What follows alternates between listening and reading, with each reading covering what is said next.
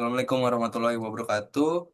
Kami dari kelompok 12 dengan mata kuliah pengantar manajemen industri ingin mempresentasikan atau menjelaskan terkait manajemen industri, dan di dalam manajemen industri itu ada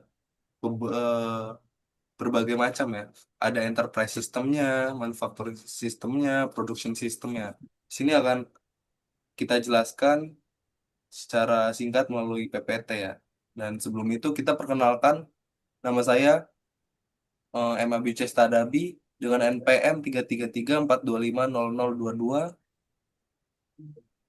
dan Nama saya Muhammad Dwiki Dafa dengan NPM 333 425 007 8. Nama saya Muhammad Firanto Aska dengan MPM 33342000066.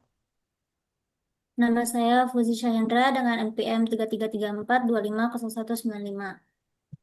oke, kurang lebih seperti itu nama anggota kelompok kita. Lalu untuk eh, perusahaan yang akan kita ambil dalam materi ini adalah PT Freeport Indonesia ya.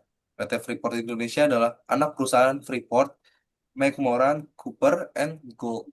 Lokasi tambang Gersbeck, Papua. Produk utama PT Freeport ini adalah tembaga, emas, dan perak. Dan PT Freeport juga salah satu tambang emas dan tembaga terbesar di dunia. Lalu masuk ke manajemen industri.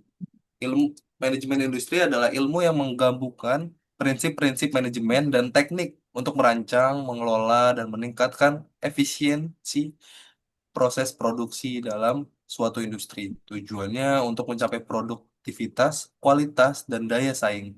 Ilmu ini berfokus pada pengelolaan interaksi antara 4M, yaitu manusia, material, mesin, dan metode untuk mengoptimalkan sumber daya dan memastikan kualitas produk, serta kepuasan pelanggan. Selanjutnya ada Enterprise System. Human Resource System atau HRS, sistem untuk mengatur, mengelola, dan mengembangkan tenaga kerja di dalam perusahaan. Me- Yang pertama itu merekrut tenaga kerja sesuai dengan kompetensi. Yang kedua, menyediakan program pengembangan karir.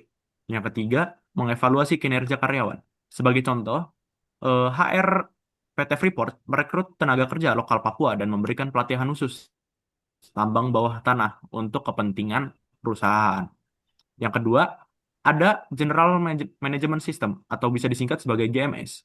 Sistem manajemen umum yang mengatur jalannya perusahaan secara menyeluruh. Untuk GMS ini, dia mengembangkan dan melaksanakan strategi bisnis, mengawasi operasional sehari-hari, dan manajer tingkat bawah. Yang terakhir, menyelaraskan tujuan seluruh unit bisnis dengan strategi perusahaan. Sebagai contoh, menyusun strategi transisi perusahaan dari tambang terbuka grassberg menjadi tambang tertutup atau block cave. Lalu, enterprise system itu ada yang terakhir sebagai financial system atau bisa disingkat FS. Sistem yang mengatur, mencatat, dan mengendalikan seluruh aktivitas keuangan perusahaan. Yang pertama, menyusun anggaran operasional dan investasi perusahaan. Yang kedua, monitoring biaya energi, alat berat, dan eksplorasi. Yang terakhir, mencatat transaksi keuangan sampai laporan keuntungan dan kerugian.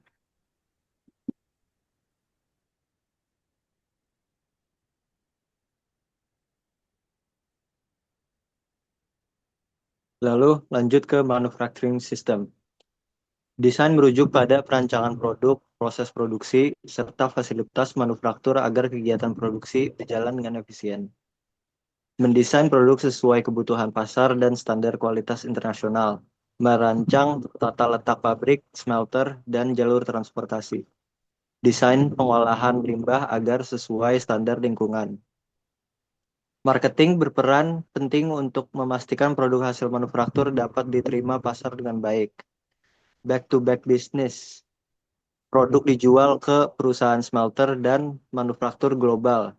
Reputasi global sebagai pemasok tembaga berkualitas tinggi. Kontrak jangka panjang dengan perusahaan smelter di Jepang, Korea, dan Cina. Quality Assurance atau QA. dilakukan sejak tahap eksplorasi, penambangan, pengolahan, lalu pengiriman. Adanya sampling dan lab analisis, yaitu uji kadar logam, tembaga, emas, dan perak. Proses kontrol memastikan konsentrat sesuai spesifikasi kontrak. Environmental QA menjaga standar keselamatan dan lingkungan. Manfaatnya adalah konsistensi kualitas produk, pemenuhan standar global, dan reputasi internasional.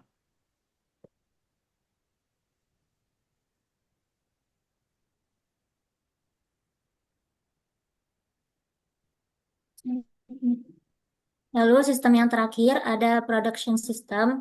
Yang pertama ada production planning, yaitu perencanaan yang bertujuan untuk menentukan bagaimana produksi perusahaan dilakukan berjalan sesuai dengan yang direncanakan.